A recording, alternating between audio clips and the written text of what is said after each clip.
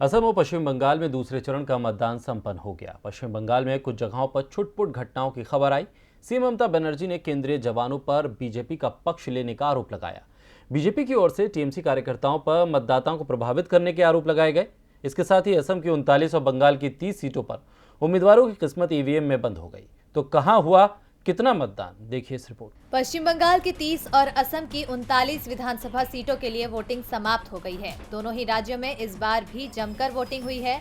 पश्चिम बंगाल में 84% और असम में 79% मतदान की खबर है। दोनों ही राज्यों में कहीं से कोई बड़ी घटना की खबर सामने नहीं आई है, लेकिन टीएमसी और बीजेपी के समर्थकों के बीच कई स्थानों पर अप्रिय स्थिति बनती दिखी, लेकिन प्रशासन की तेजी के चलते हालात शांतिपूर्ण रहे। आज जिन सीटों पर मतदान हुआ उनमें सबसे ज्यादा नजरें टिकी थी पश्चिम बंगाल की नंदीग्राम सीट पर, जहां टीएमसी प्रमुख ममता बनर्जी खुद चुनाव लड़ रही हैं। नंदीग्राम में 85% के करीब वोटिंग हुई है।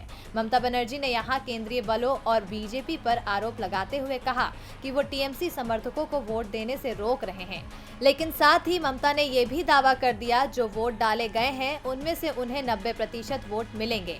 ममता ने मतदान वाले दिन पीएम के प्रचार पर भी सवाल उठाए। ममता ने पोलिंग बूथ से ही राज्यपाल को फोन कर स्थिति का संज्ञान लेने को कहा। दूसरी ओर बीजेपी ने इसे ममता की हार करार दिया है।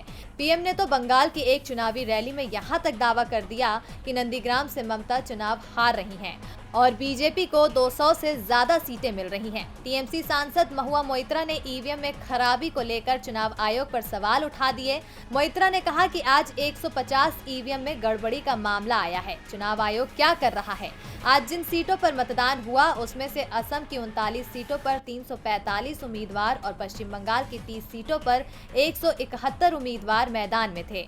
2016 के विधानसभा चुनावों की बात करें तो 2016 में पश्चिम बंगाल की इन 30 सीटों में से टीएमसी को 22, लेफ्ट को 4, कांग्रेस को 3 और बीजेपी को 1 सीट मिली थी, जबकि असम की 39 सीटों में से बीजेपी को 22, कांग्रेस को 6, बीपीएफ को 4, एजेपी को 2 और एआईयूडीएफ को 5 सीटों पर जीत मिली थी।